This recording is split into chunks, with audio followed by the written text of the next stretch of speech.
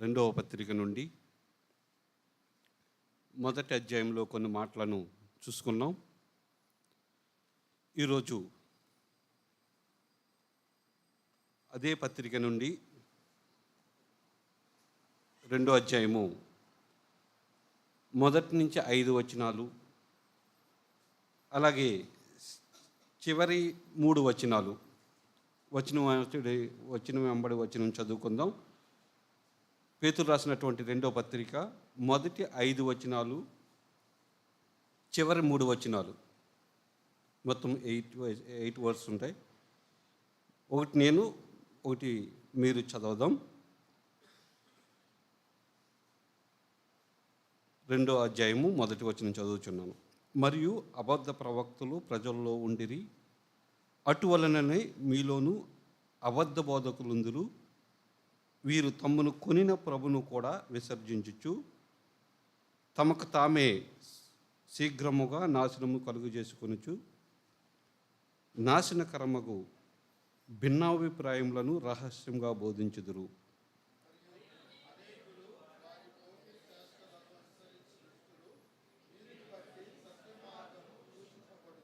వారు అధిక లోబులై కల్పనా వాక్యంలో చెప్పుచు మీ వలన లాభం సంపాదించుకొందురు. వారికి పూర్వం నుండి విధింపబడిన శిక్ష తీర్పు ఆలస్యము చేయదు. వారి నాశనము కునికి నిద్రపోదు.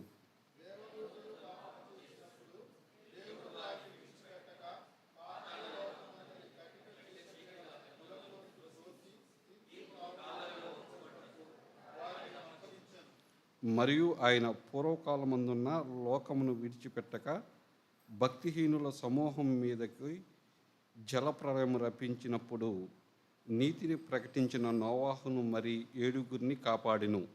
20 వచనం చదువుదాం మీరు.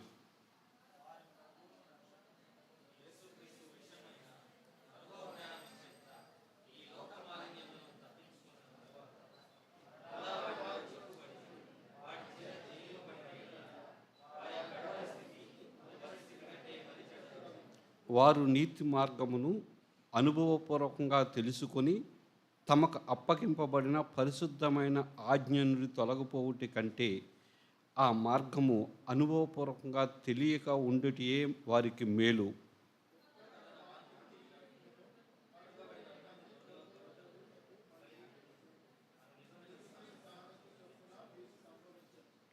దేవుడు ఈ లేఖన భాగాన్ని మన మధ్యలో దీవించి ఆస్వాదించాలని ప్రార్థనాపూర్వకంగా ఇందాము. మొదటి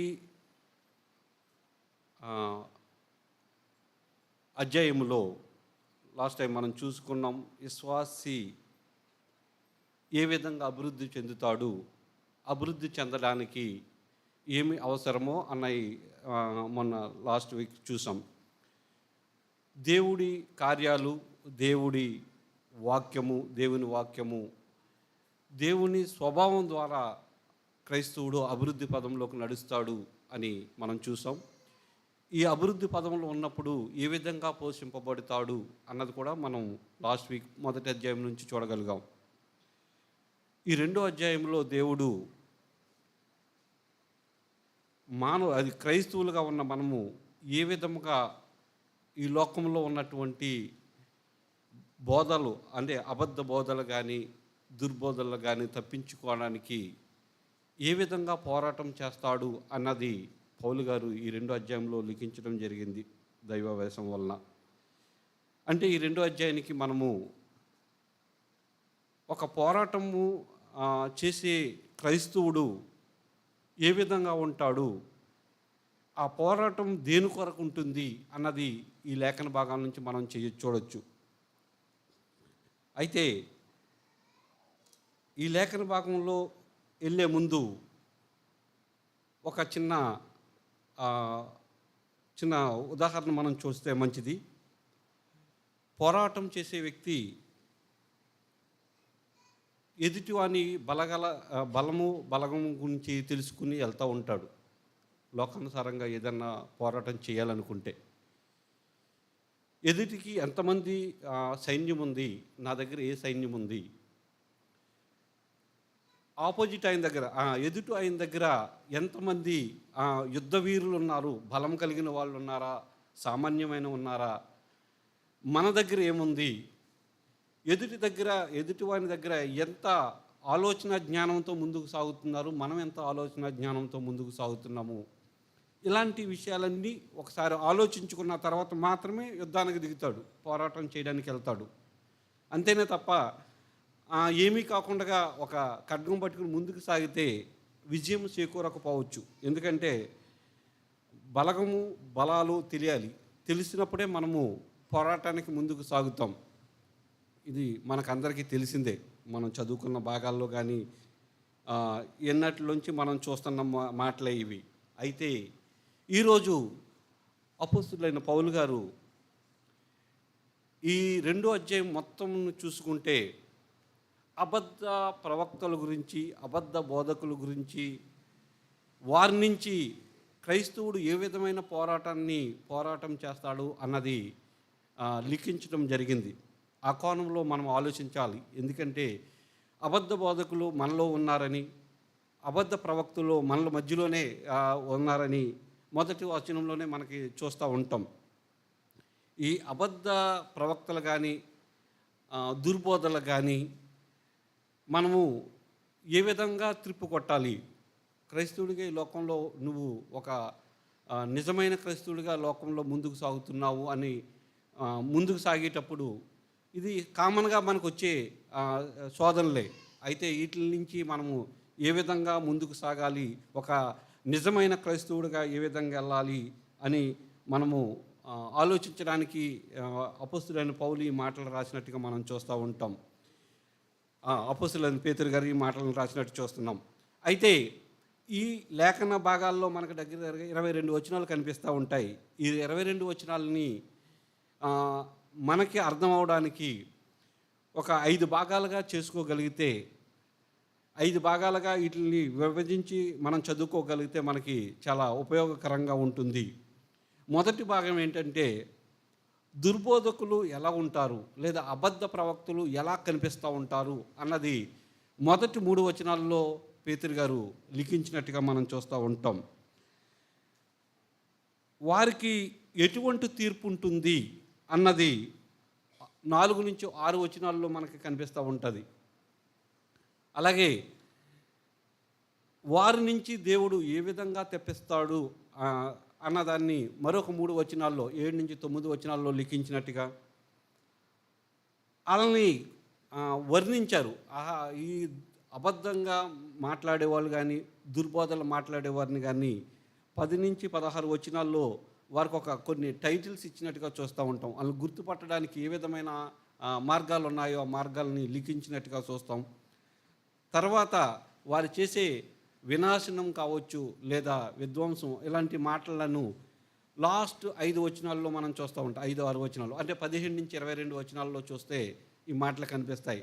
మొదటిగా మనం చూస్తే వారిని ఎలా గుర్తుపట్టవచ్చు, దుర్బోధలు చేసే వారిని ఎలా గుర్తుపట్టవచ్చు, తద్వారా ఈ లోకంలో పోరాటం చేస్తున్న మనము ఏ విధంగా వాటిని గుర్తుపట్టి తప్పించుకోగలుగుతాము అన్నది మనం ఆలోచించడానికి అవకాశం ఉంటుంది. నేను ఇప్పుడే చెప్తున్నా, మనం ఇప్పుడే ఆలోచించాం. ఒక పోరాటం చేసే వ్యక్తి నా దగ్గర ఏ బలం ఉంది, ఎదుటి వాని వద్ద ఎటువంటి బలం ఉంది అన్నది ఆలోచించకుండా యుద్ధం చేయలేడు, పోరాటం చేయలేడు. అలాంటి ఆలోచన మనలో ఉన్నప్పుడు, సాతాన్ని ఓడించడానికి దేవుడు మన పక్కన ఉన్నప్పుడు, సాతాని క్రియలను మనం వాటిని తప్పించుకోగలగాలి అనే మన దృఢ సంకల్పంతో ఉన్నప్పుడు వాటి యొక్క ఎటువంటి క్రియలు మన మీదకి వస్తున్నాయి, మనం ఏ విధంగా డిఫెండ్ చేసుకోగలుగుతాం, ఏ విధంగా ముందుకు సాగలుగుతాం అన్నది ఈ లేఖన భాగాల నుంచి మనం అర్థం చేసుకోవచ్చు. మొదటిగా మనం చూసినట్లయితే దుర్బోధకులు కానీ అబద్ధ ప్రవక్తలకు కానీ జనకుడుగా ఉన్నటువంటి సాతానుడు, ఈ మాట నాది కాదు, యోహాను సువార్త 44లోనే ఉంది. ఇది అబద్ధానికి జనకుడు అనే పదాన్ని అక్కడ వాడినట్టుగా మనం చూస్తూ ఉంటాం. ఆ నుంచి వచ్చినటువంటి మిగతా వారు, ఇప్పుడు ఎవరైనా సరే ఒక ఉన్నదాన్ని ఉన్నది కాకుండా లేఖనానుసారంగా బోధిస్తే అది వాక్యానుసారమైనది కాదు అని మనకు అలాగే అర్థమవుతుందో, వాళ్ళని ఈ లేఖన భాగాన్ని నుంచి మనము అబద్ధ బోధ అని మనం గుర్తుపట్టే అవకాశం ఉంటుంది. ఈ ఈ గుర్తుపట్టడానికి పేతురు గారు ఇచ్చిన కొన్ని మాటలను మనం చదువుకుంటూ ముందుకు సాగుదాం. 2వ అధ్యాయము 1 నుంచి 3 వచనాలు చూస్తే ఎలా ఉంటారు వాళ్ళు అన్నది మనకి ఇక్కడ అర్థమవుతూ ఉంటుంది. చూద్దాం, చూడండి. అబద్ధ ప్రవక్తలు ప్రజల్లో ఉండిరి, అటువలననే మీలోనూ అబద్ధ బోధకులు లుందురు. వీరు తమ్మును కొనిన ప్రభువును కూడా విసర్జించుచు. వీరికి వీళ్ళ పైన ఇచ్చిన టైటిల్ చూసారా? ఎవరంటే వీళ్ళు ప్రవక్తలు, బోధకులు. వీరు కూడా దేవుని వాక్యాన్ని బాగా తెలిసిన వారుగా కనిపిస్తారు. ఎందుకంటే బోధకులుగా ఉన్నారు, ప్రవక్తలుగా ఉన్నారు. అయితే ఆ వాక్యాన్ని మార్చి చెరిపి చదివి వారు అబద్ధ బోధకులుగా, అబద్ధ ప్రవక్తలుగా మనకి ఇందులో కనిపిస్తారు. వాళ్ళు చేసే పనులు ఏంటంటే తమను తాము కొనిన ప్రభును కూడా విసర్జించేవారుగా ఉన్నారు. వారు ఏం చేస్తారంటే తనల్ని వారు చేసినటువంటి వారు రక్షింపబడినన్న సంగతి మర్చిపోతారంట. వారికి రక్షణ ఉంది, కానీ ఆ సంగతిని మర్చిపోయేవారుగా ఉంటారు. అలాగే నేను విమోచింపబడ్డాను, ప్రభు రక్తం ద్వారా విమోచింపబడ్డాను, అయినప్పటికీ ఆ రక్తం ద్వారా వారు విమోచింపబడ్డాను అన్నటువంటి ఆ స్థితి వాళ్ళలో ఉండదంట.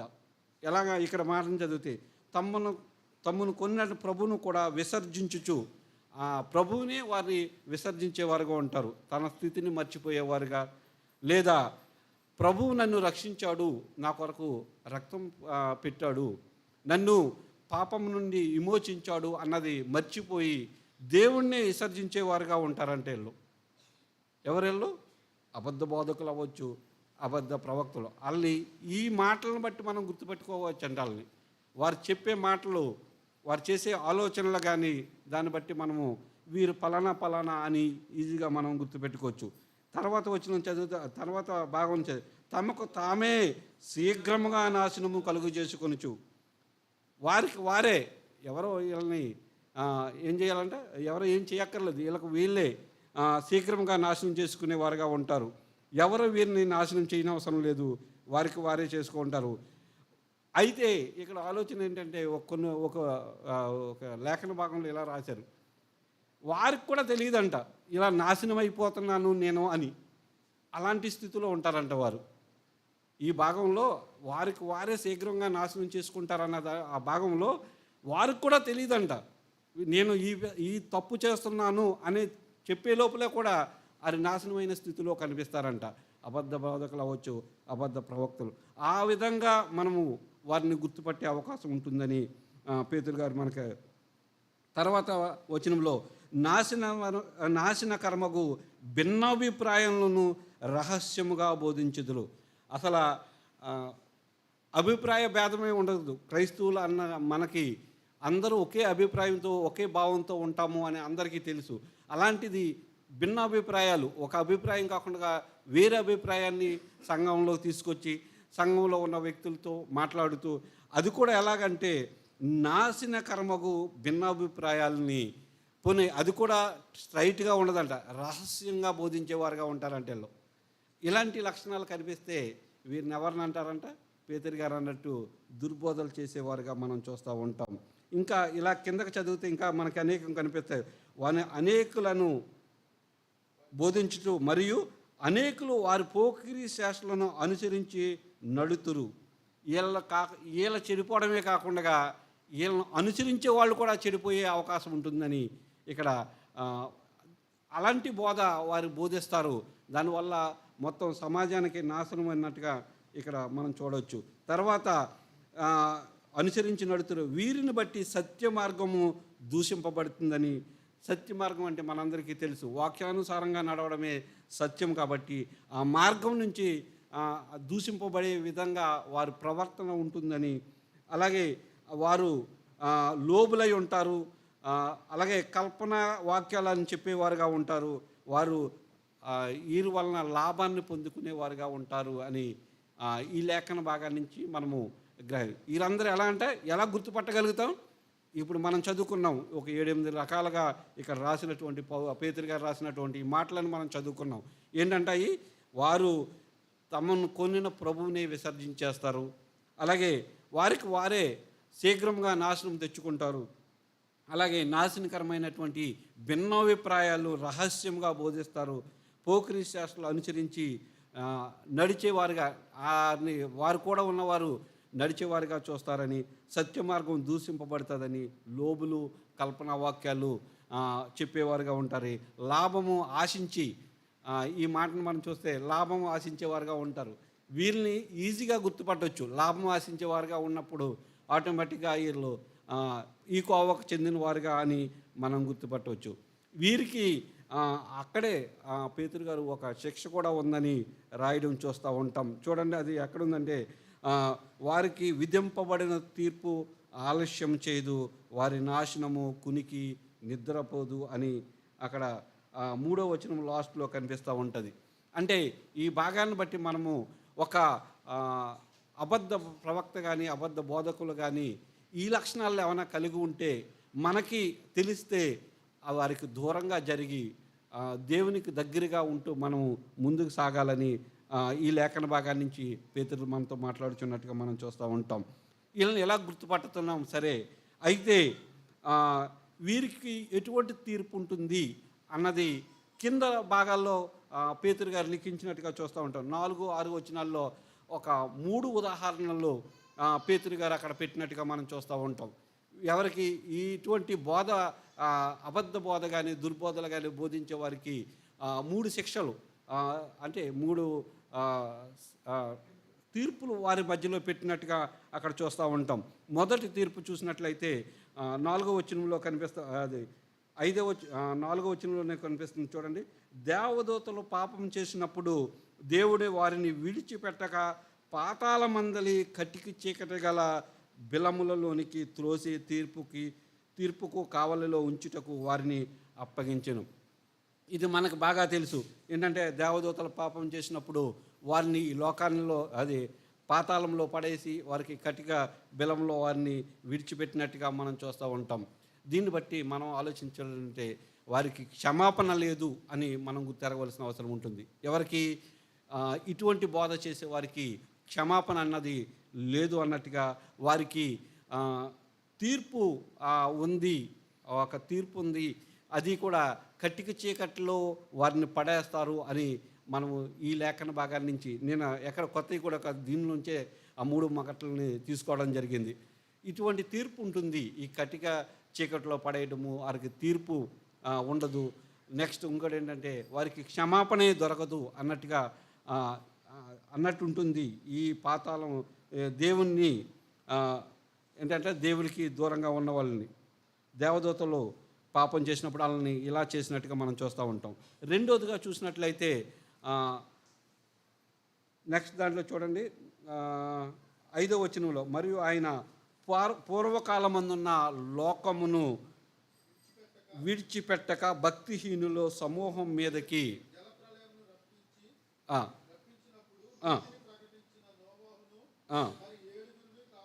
ఇక్కడ చూసినట్లయితే జలప్రలయం సంబంధించినప్పుడు విధించినటువంటి శిక్ష ఈ బోధకులకి, అబద్ధ బోధకులకి కానీ దుర్బోధ ప్రకటించే వారికి కానీ ఉంటుంది. అయితే నీతిమంతుడుగా ఉన్నటువంటి నోవాహు తప్పించబడ్డాడు అని చెప్తూ ఒక 4 క్వాలిటీస్ ఆయనకి రాసినట్టుగా, నీతిమంతుడని, ఆయన దేవునికి విధేయుడని, తర్వాత ఒక నీతిని ప్రకటించిన వాడని ఇక్కడ మనకి ఒక 3 ఆయన క్వాలిటీస్ రాసినట్టుగా చూస్తూ ఉంటాం.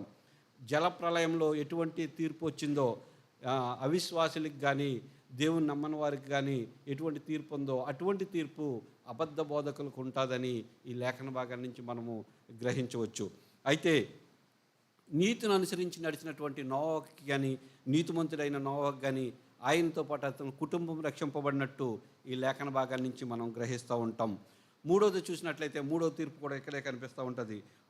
6వ వచనంలో చూసినట్లయితే మరియు ఆయన సొదొమ గొమొర్రాలను పట్టణంను భస్మం చేసి, ఇక్కడ చూసినట్లయితే సొదొమ గొమొర్రా అక్కడ ఉన్నటువంటి వారిని ఏ విధంగా భస్మం చేశారో అటువంటి తీర్పు వీళ్ళకి వస్తుంది అని అక్కడ చెప్పినట్టుగా మనం చూస్తూ ఉంటాం. ఎవరికి? ఈ ఫస్ట్ వచనంలో చూసినటువంటి అబద్ధ ప్రవక్తలకు కానీ అబద్ధ బోధకులకు కానీ ఉంటుందని చూస్తున్నాం. అయితే దీన్ని బట్టి ఆ నీతిమంతుడైన నోవహును ఏ విధంగా తప్పించాడో, అలాగే ఇక్కడ ఈ సొదొమ గొమొర్ర నుంచి లోతును ఏ విధంగా తప్పించాడో దేవుడు, నీతిమంతుడై ఉండితే మనకు కూడా అటువంటి అవకాశం ఉంటుందని మనము నేర్చుకోవాల్సిన అవసరం ఉంటుంది. ఈ విధంగా దేవుడు తీర్పు అబద్ధ ప్రవక్తల మీదకి వస్తుంది అని మనము గ్రహించడానికి అవకాశం ఉంటుంది. అయితే ఆ తీర్పు నుంచి తప్పించుకున్నటువంటి నీతిమంతుని కూడా మనం జ్ఞాపకం చేసుకోవాల్సిన అవసరం ఉంటుంది. రెండు మనం నేర్చుకున్నాం. దుర్బోధలు చేసేవారు ఎలా ఉంటారు మనం చూడగలిగాము, వాళ్ళకి వచ్చే తీర్పు చూసాము. అయితే ఈ తీర్పులో ఎటువంటి అంశాలు కలిగి ఉన్నాయో మనం ఈ 3 ఉదాహరణల ద్వారా మనం నేర్చుకోగలుగుతాం. మూడో భాగానికి వెళ్తే మనకి దుర్బోధకులకు మధ్య నుండి దేవుడు మనల్ని ఏ విధంగా తప్పిస్తాడు అన్న ఈ భాగాన్ని మనం చూడగలిగితే 7-9 వచనాలు ఈ లేఖన భాగాన్ని మనం చదవగలిగితే మనకి ఒక 2 మాటలు కనిపిస్తూ ఉంటాయి. నీతిమంతుల్ని దేవుడు ఎలా భద్రపరుస్తాడో కనిపిస్తుంది, ఎలాగా విమోచిస్తాడో కనిపిస్తూ ఉంటుంది. అది ఆయనకి తెలుసు. ఇక్కడ దేవునికి ఈయన నీతిమంతుడు అని తెలిస్తే ఎలాగా భద్రపరచాలో తెలుసు, ఎలాగా విమోచించాలో ఆయనకి తెలుసు. ఆయన యందు భయభక్తులు కలిగి ఉంటే, ఆయన యందు నీతిగా ప్రవర్తిస్తే ఆయన సమస్త మానవుల్ని ఆయన రక్షిస్తాడు అని లేఖన భాగం మనకు బోధిస్తూ ఉంటుంది. అంటే ఆయన యందు భయం ఉంటే, భయభక్తులు ఉంటే చాలు, మనము ఈ తీర్పులోకి రాకుండా తప్పించుకోగలుగుతాము. అంటే ఈ తీర్పు అంటే ఈ అబద్ధ బోధకుల తీర్పు కాదు, కానీ ఆయన తీర్పు నుండి తప్పించుకోగలుగుతాము అని మనకు అర్థమవుతుంది. అనీతిమంతులను ఎలా శిక్షించాలో కూడా దేవుడికి తెలుసు అన్నట్టుగా మనం చూస్తూ ఉంటాం ఈ లేఖన భాగం నుంచి. ఈ లేఖన భాగంలో దేవుడి నుంచి తప్పించుకునే అంటే నీతిమంతులైతే ఏ విధంగా తప్పించుకుంటారు, అనీతిమంతులైతే ఏ విధంగా శిక్షింపబడతారు అన్నది ఈ 7-9 వచనాలు మనం చదివితే మనకు అర్థమవుతూ ఉంటుంది. ఈ 2వ అధ్యాయంలో ముఖ్యమైన భాగంగా మనం చూడవలసింది ఏంటంటే, ఎలాగా ఉంటారో గుర్తుపట్టగలుగుతాం, ఎలాగా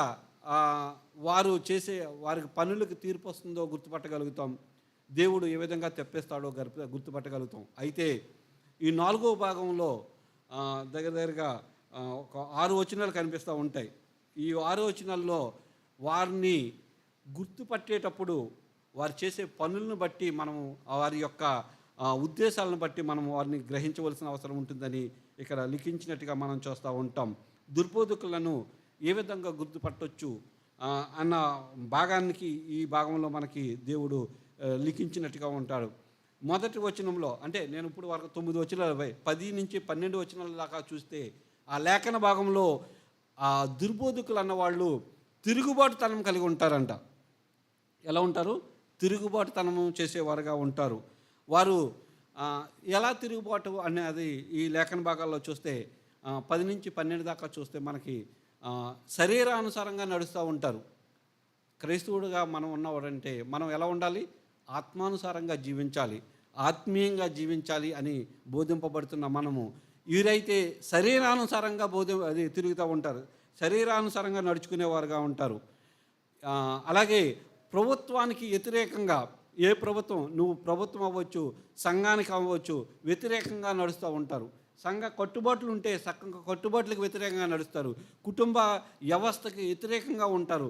ఇది చేయకూడదంటే ఇదే చేయొచ్చు, ఇది తప్పులేదు, ఇది కూడా చేయొచ్చు, ఇది తప్పులేదు అని ఒక ఆలోచన ద్వారంతో వీళ్ళు ఉంటారు. అందుకే వీరిని తిరుగుబాటుతనం కలిగిన వారుగా ఉంటారు. వీరు ఇంకా చెప్పాలంటే స్వేచ్ఛాపరులు.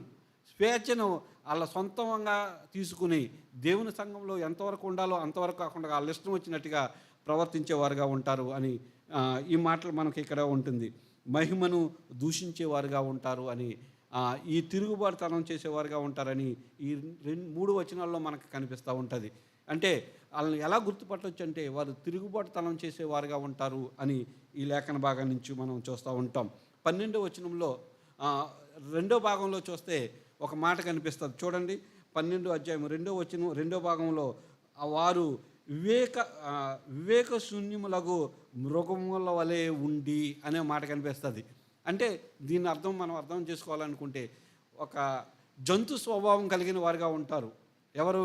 ఈ దుర్బోధనలు ప్రకటించేవారు కావచ్చు, లేదా ఈ అబద్ధాలని ప్రకటించేవారుగా వారు జంతు స్వభావం కలిగా ఉంటారు.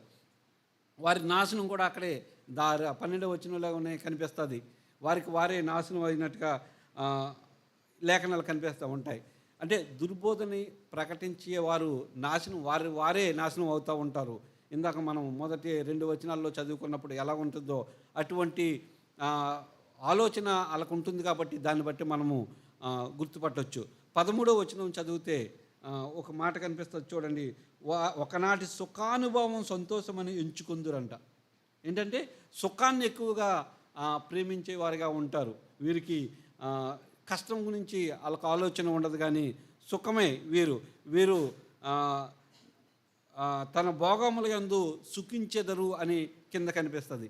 ఇలాంటి వారిని మనము గుర్తుపట్టి వారికి దూరంగా ఉంటే మనము దేవునిలో ఎదగడానికి అవకాశం ఉంటుంది. పేతురు గారు మన కోసం ఈ విధంగా లిఖించినట్టుగా చూస్తూ ఉంటాం. 14వ వచనంలో ఇంకో మాట కనిపిస్తుంది. ఇలా సుఖానుభావులే కాదు, 14వ వచనంలో చూస్తే ఎడతెగక పాపంలో ఉండేవారుగా ఉంటారంట. వీళ్ళు ఎలా ఉంటారంటే ఎడతెగక పాపంలో ఉండేవారు, పాపం లేని కన్నులు గలవారుగా ఉంటారు, అస్థిరులు, మనసుకు నచ్చే పనులు చేసేవారుగా ఉంటారు, లోభత్వం సాధకం ఉంచబడిన హృదయం గలవారుగా, శాపగ్రస్తులు. అనేక మాటలు ఇక్కడ కనిపిస్తూ ఉంటాయి. వీళ్ళని మనం ఎలాగా ఒక పేరు పెట్టుకోగలిగితే ఈ వచనానికి ఎడతెగక పాపం చేసేవారుగా ఉంటారు అని ఇక్కడ పేతురు గారు రాసినట్టుగా ఉంటుంది. 15, 16 వచనాలకు ఒక టైటిల్ పెడితే దాన్ని కూడా ఒక వీరు ఎలా ఉంటారంటే డబ్బును ఆశించేవారుగా ఉంటారంట. 15, 16 వచనాలను ఒక బిలాము నడిచినటువంటి మార్గము అని మనం చదువుకుంటూ ఉంటాం.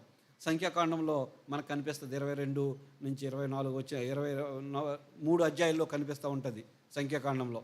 బిలాము మనందరికీ తెలిసిందే. ఆయన కథలో ఆయన డబ్బును ఆశించి తన యొక్క ఆలోచన ధోరణిని మార్చుకుని దేవుని దగ్గరికి వెళ్ళి పదే దాన్ని ఆశించి అడిగినట్టుగా, తర్వాత ఎబ్రీ గ్రంథకర్త కూడా దాన్ని ఇంకొంచెం ఎక్స్టెన్షన్ చేసి రాసినట్టుగా మనం చూస్తూ ఉంటాం. 11వ అధ్యాయం 11వ వచనంలో చూసినట్లయితే అటువంటి ఆలోచన ధోరణులు కలిగి ఉంటారు ఈ అబద్ధ ప్రవక్తలు కానీ, దుర్బోధనలు చేసేవారు కానీ. మనము ఆ ఆలోచనను బట్టి మనము గుర్తుపట్టే అవకాశం ఉంటుంది. ఇవి లోకానుసారంగా చూస్తే జాగ్రత్త, అంటే దేవుని వాక్యాన్ని కరెక్ట్గా తెలిసిన అది వేలో ఆలోచిస్తేనే ఈ కోణాలలో మనము వారిని గుర్తుపట్టగలుగుతాం. లేదా అవి ఎలా ఉంటున్నాయంటే అవి వారికి మంచిగానే కనిపిస్తాయి. వాళ్ళని గుర్తుపట్టడం చాలా గుర్తుపట్టలేము కూడా.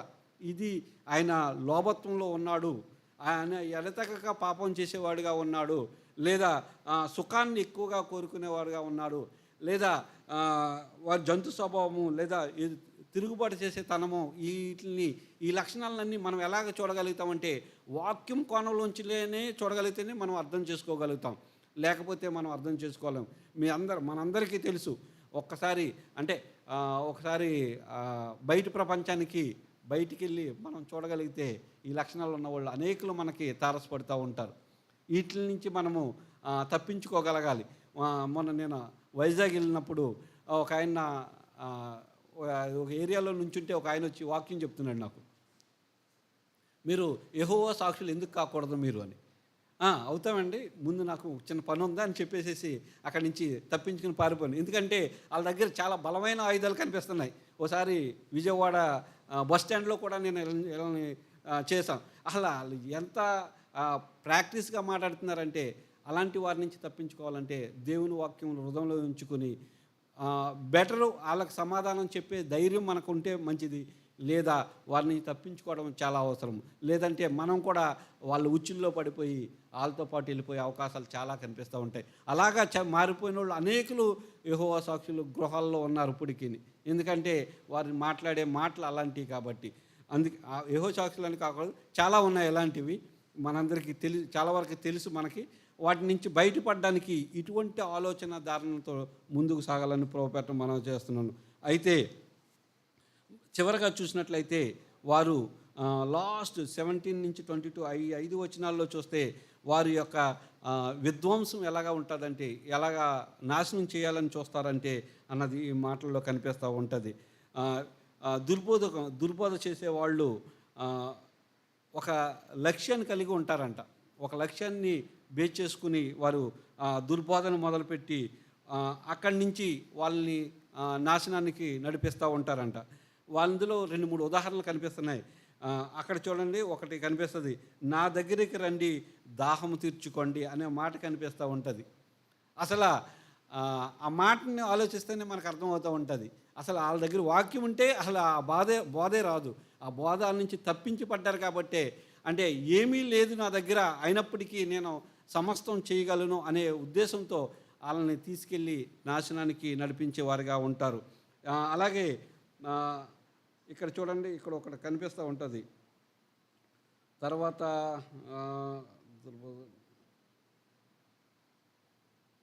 19వ వచనంలో, తామే భ్రష్టత్వమునకు దాసులయ్యుండియు అట్టివారికి స్వాతంత్రం ఇత్తుమని చెప్పుదురు. వారు భ్రష్టత్వంలో ఉండి స్వాతంత్రం ఇస్తాము లేదా మీరు దేవునిలో నడిపిస్తాము అని వారు చెప్పేవారుగా ఉంటారని ఈ మాటను బట్టి మనం గమనించుకుంటా ముందుకు సాగవచ్చు.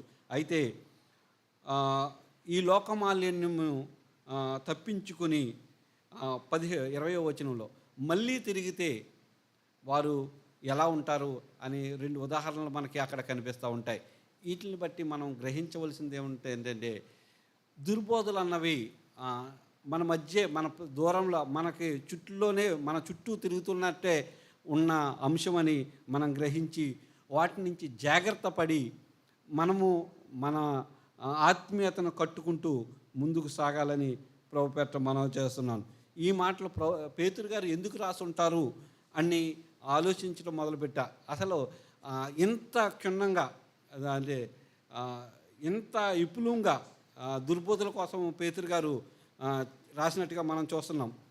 అయితే ప్రతి క్రైస్తవుడు ఎత్తబడే గుంపులో ఉండాలని, ఎత్తబడే అంశంగా ఉండాలని మనం చూస్తున్నాం. అలాగ ఉండాలన్నప్పుడే వీటి నుంచి తప్పించుకోగలుగుతాం.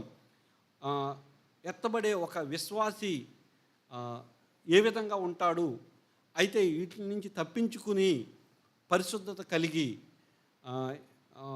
మొదటి పేతురు పత్రికలో కనిపిస్తూ ఉంటుంది 1వ అధ్యాయం 14లో, పరిశుద్ధత కలిగి జీవించినప్పుడే ఎత్తబడే సంఘంలో, ఎత్తబడే గుంపులో ఉండడానికి అవకాశం ఉంటుంది.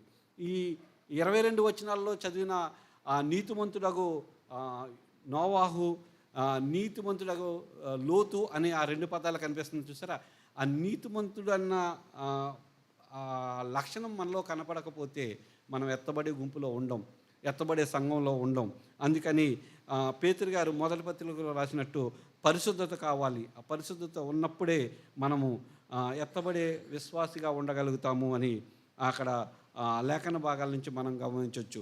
ఈ మాటను మనం గుర్తుపెట్టుకుంటూ ఈ లేఖన భాగాన్ని మనం ఆలోచిస్తూ మనం ముందుకు సాగుదాం.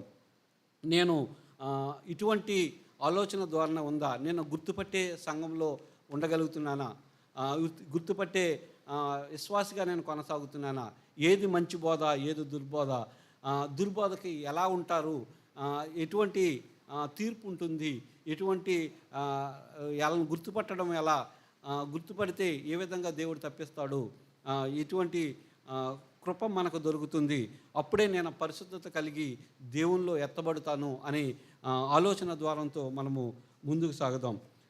ఈ మాటలను దేవుడు మన వినికిడిలో దీవించి ఆశీర్వదించును గాక.